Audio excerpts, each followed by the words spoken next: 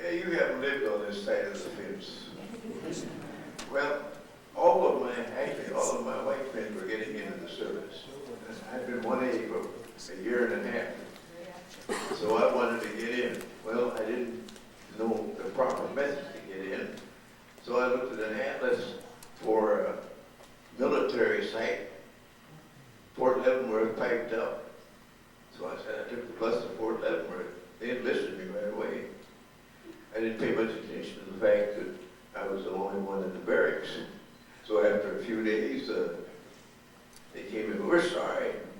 We don't have anything for you to do right now. Now you can stay here until we find something for you to do, or you can go home and wait for orders. So I went back to Iowa Falls, Iowa. That was my introduction to the service. And you went back to Iowa, and then you got your orders, report to Tuskegee? The War Department came to, and I got orders to report to Tuskegee, September 1942. Okay, now, this was a bad time. You're growing up in central Iowa, and now you're going to the Deep South. And what was that experience for you? Do you want to know?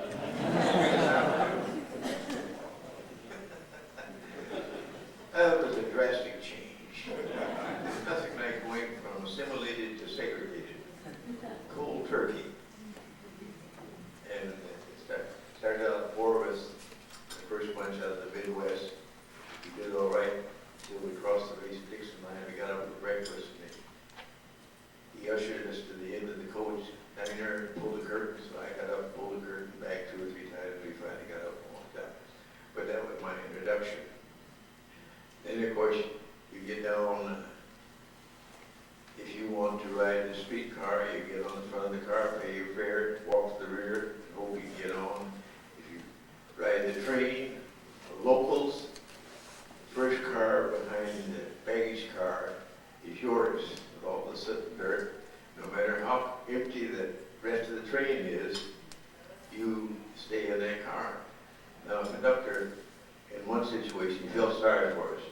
He opened the baggage car, and I slept on the, I went to sleep on the mail bags.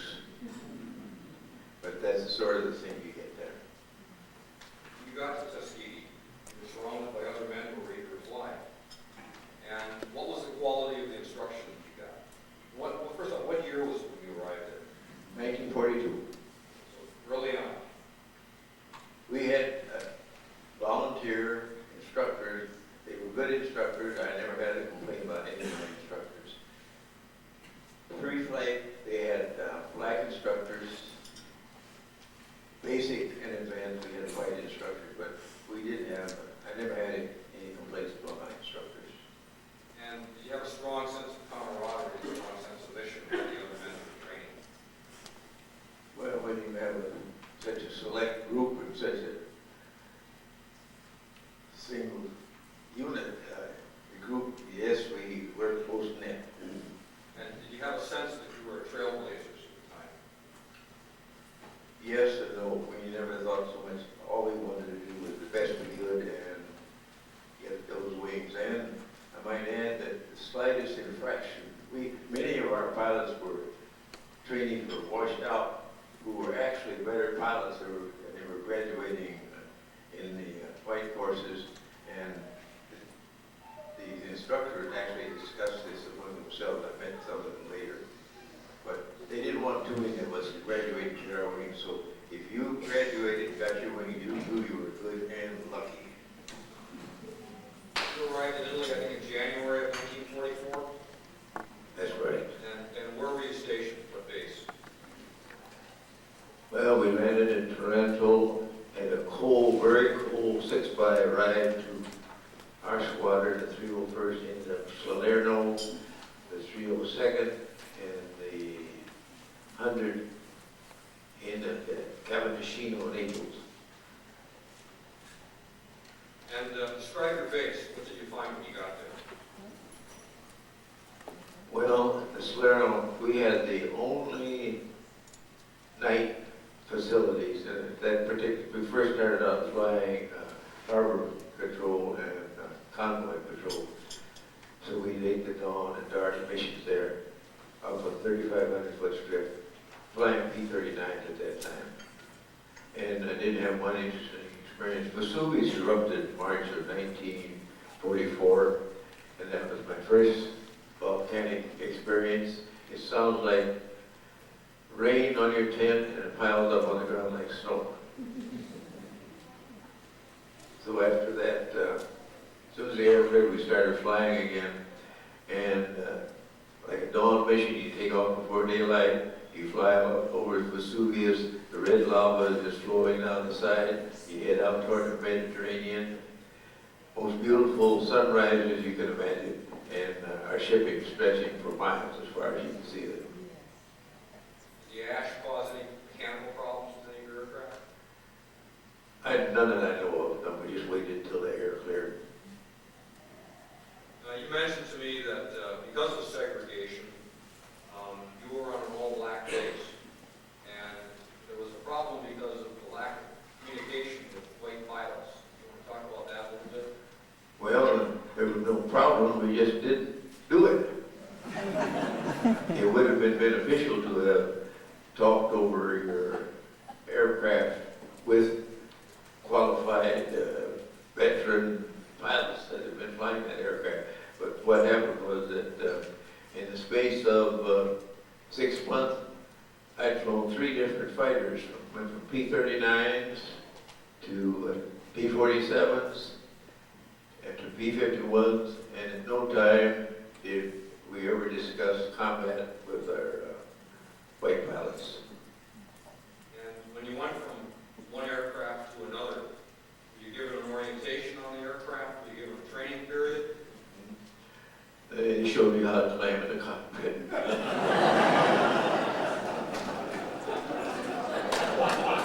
Literally, that was it.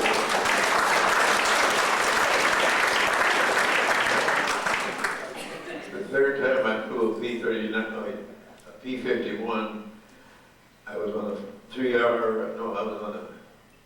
5-hour mission. No, I wasn't acquainted with that aircraft too much. Sometimes creates a problem, but that's the way we did it. We just climbed in and flew it. Incidentally, I also learned that somebody should have told me that if you are going downhill in the P-51, don't push the throttle. The Germans had come through the formation and they told us we could go ahead and chase them. But I said, great, I got you covered. I was going downhill and I pushed that damn throttle. My wingman said the last time he looked we were doing 650. I couldn't slow it down. I waved at that German there, passenger. But that was where if we had combat knowledge and prior experience from the other pilots, we would have known about some of those things. You said you started out flying convoy cover, but what was your first combat mission? Say a bomber escort, or strafing mission, something like that? It would have been with a P-39, but I don't remember the specific details. I'll tell you this, I do not like ground targets. They shoot back.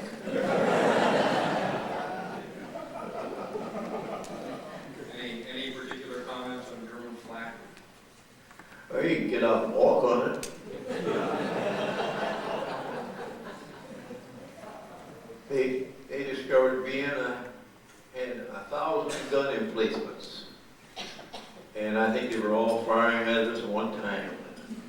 But they would put up a pattern, and the poor bomber crews, of course, had to fly through it. And it was thick. We didn't have to go follow the bombers through, but we could watch the bombers go through. Sometimes they would get a direct hit. You see nothing but an orange flash, or they catch fire, they bail out. Two of the shoots too soon, and then they just they lost into their shoots, got fired. But no, I had a lot of credit for our bomber crews. Besides the German fighter pilots, they had to endure that flak. You came home in December of '44, and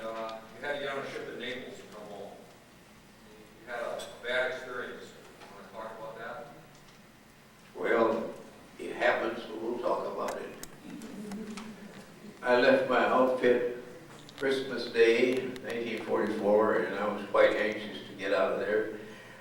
I'd lost all my tent mates by that time. And I got to Naples, and it was instant integration. I was the sole person of color there. Had no problems with anyone that I noticed. Came the day to board the SS America, the troop ship, and rank having his privileges, the officers went first. Well, when I stepped up there to get checked off, that short, fat, redneck captain ordered me to he just looked at me and ordered me to the end of the line. Well, there was nobody standing up for me or anything, and I wanted to come home. So the second time he ordered me to go to the end of the line, I picked up my belt bag, duffel bag. I was the last person to board that ship. Now, fighter pilots were supposed to be killers. I didn't become a killer until I was coming home. If I had felt toward the Germans the way I felt toward my fellow servicemen, the war would have been a hell of a lot shorter.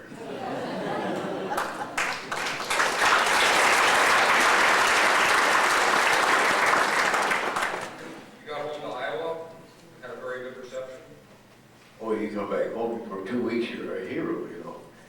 But for R&R, they were going to send me to Miami.